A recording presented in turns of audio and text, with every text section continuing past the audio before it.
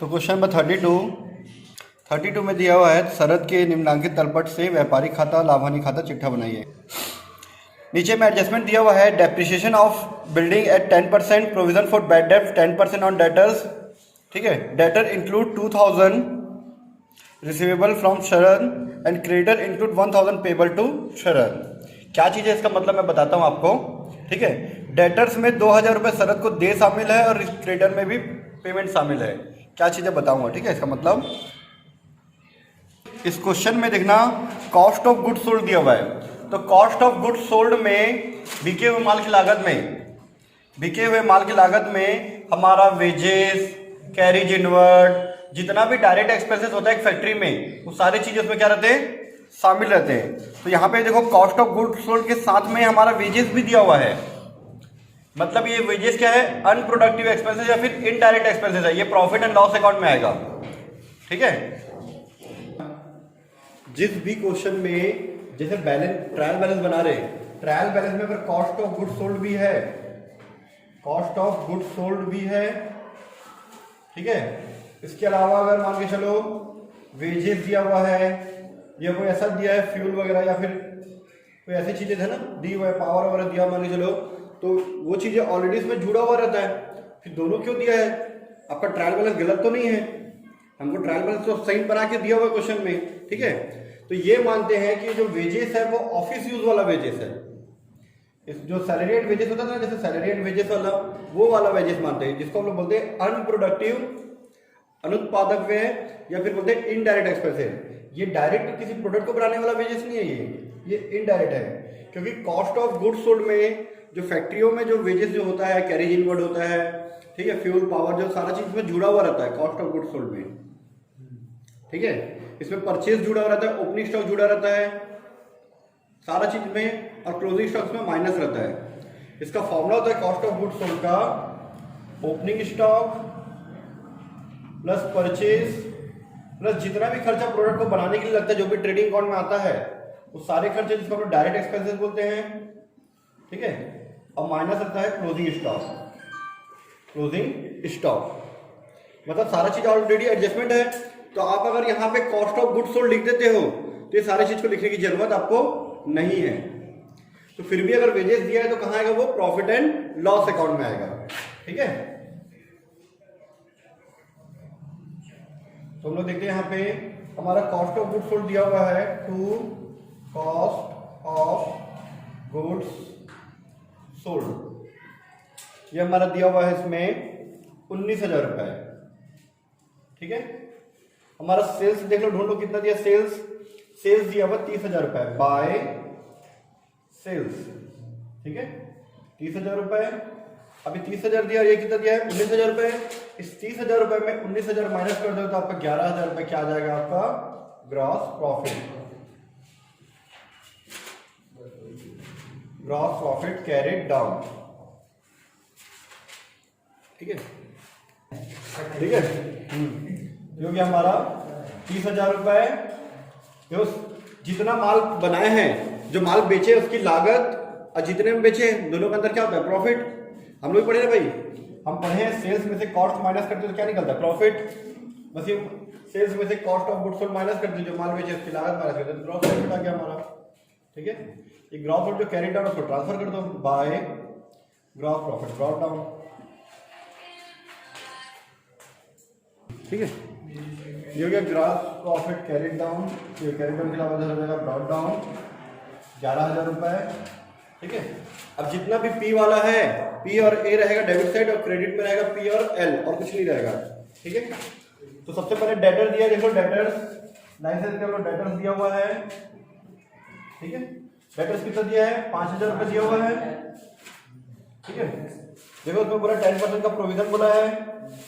ठीक है, माइनस करो 10% का प्रोविजन। ठीक है, 500 रुपए माइनस करो कितना आ जाएगा, 4,500। और नीचे में उसका एडजस्टमेंट दिया हुआ है कि देनदारों में 2,000 रुपए शरद द्वारा दे शामिल है। बिजनेसमैन जो है देगा 2,000 रुपए और लेनदारों में 1,000 रुपए दे शामिल है। इसको थोड़ा सा मैं समझाता हूँ, देखना। जैसे ये हमारा बिजनेस है, ठीक है, बिजनेस, और ये बिजनेसमैन मतलब शरद, ठीक है।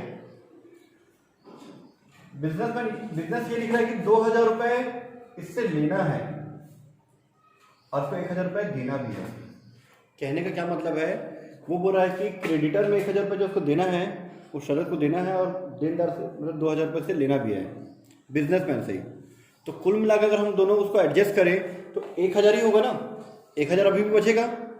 अगर मुझे किसी को 1000 रुपये देना है और 2000 रुपये लेना है तो 1000 रुपये एडजस्ट हो जाएगा, बचेगा कितना, 1000। तो 1000 क्या करेंगे, दोनों साइड एडजस्ट करेंगे, ठीक है। क्रेडिटर में भी एडजस्ट करेंगे 1000 रुपये, और यहाँ पे भी 1000 रुपये एडजस्ट करेंगे, ठीक है जी। अब मैं क्रेडिटर में 1000 रुपये माइनस करूंगा और यहाँ भी माइनस करूंगा। मेरे रियल में, अब हमारा रियल में ना, पहले थोड़ा माइनस लगा दो उसको आप। 1000 रुपये हमारा एडजस्ट हो रहा है, शरद को 2000 रुपये शरद से लेना है और 1000 रुपये देना है, तो 1000 रुपये दोनों साइड क्या कर दो आप, एडजस्ट कर दो। बचा कितना, 4000। अब भविष्य में आप ये सोच रहे हो कि आपका 10% डूब सकता है ना, फ्यूचर में आपको ऐसा लगता है कि आपका 10% डूब सकता है, तो भाई 4000 रुपये से डूबे माने ना। पहले जो हम लोग 5,000 रुपये जो निकाल थे वो गलत हो जाता, ठीक है। तो माइनस कर दो 10% प्रोविजन। ये प्रोविजन कौन सा है, बैड डेट वाला, provision for bad date, bad debt 400 रुपये आएगा, 3600 रुपये, ठीक है। और इसको इधर लिख लेंगे आप डेबिट साइड में। डेबिट साइड में बैड डेट दिया है क्या, नहीं दिया हुआ है, तो उसको लिखिए to new provision for bad debt 400 रुपये, ठीक है। चलो ठीक है, इधर देखना 400 रुपये हो गया। क्रेडिटर कितना है, क्रेडिट साइड देखो 2400 रुपये, 2400 में 1000 माइनस करिए और इसको क्या लिखेंगे, ड्यू टू शरद, और यहां पे भी माइनस करके ड्यू टू शरद। ये आप लोग नेक्स्ट ईयर आप लोग कॉर्पोरेट में भी पढ़ोगे, नेक्स्ट ईयर कॉर्पोरेट में भी सेम ऐसे, उसमें 7-8 क्वेश्चन में ऐसा है, यहाँ पे सिर्फ इकलौते क्वेश्चन में है, ठीक है। ये हो गया।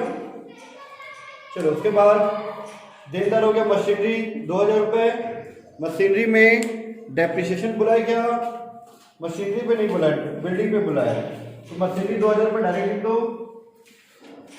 मशीनरी 2000 रुपये डायरेक्ट, ठीक है। उसके बाद क्लोजिंग स्टॉक सिर्फ और सिर्फ एसेट्स में आएगा। क्लोजिंग स्टॉक ऊपर दिया है पहली बार आप लोग को ना, तो एसेट्स में आएगा कितना है, 6000 रुपये, ठीक है, ठीक है। उसके बाद बिल्डिंग 4100 रुपये, बिल्डिंग 4100 रुपये, इसमें आप 10% माइनस कर दो, 10% डेप्रिसिएशन 410 रुपये, कितना आएगा, 690, हाँ उसी तरह 690, ठीक है। उसके बाद देखना ये मजदूरी प्रॉफिट एंड लॉस में आएगा, तो वेजेस 800 रुपये। उसके बाद सन्ड्री एक्सपेंसेस भी प्रॉफिट लॉस में आएगा, तो सन्ड्री एक्सपेंसेस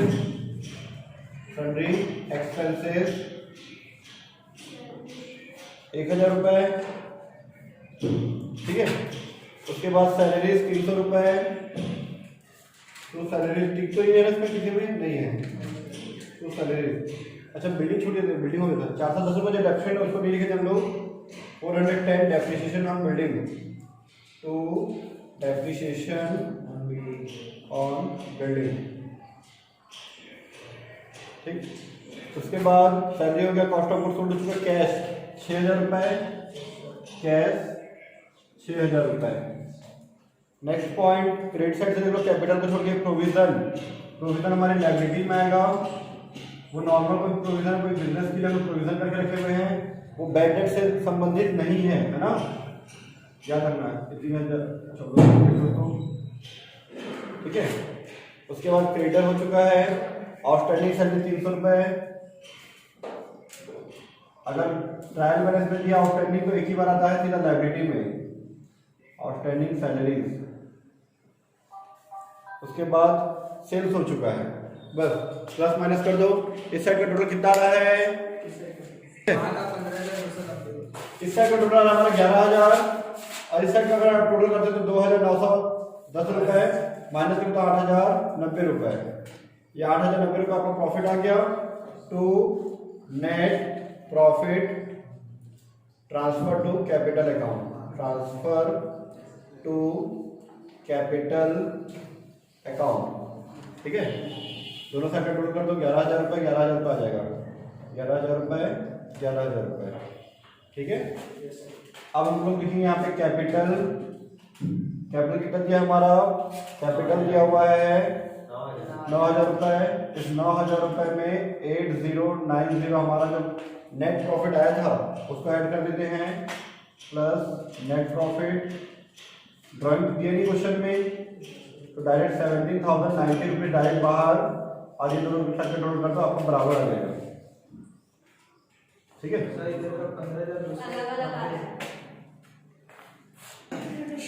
ठीक है, तीसरा साइड का टोटल आ रहा है 21,290 रुपए।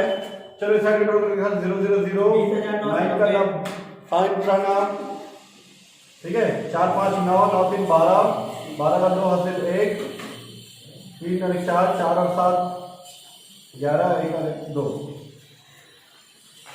जब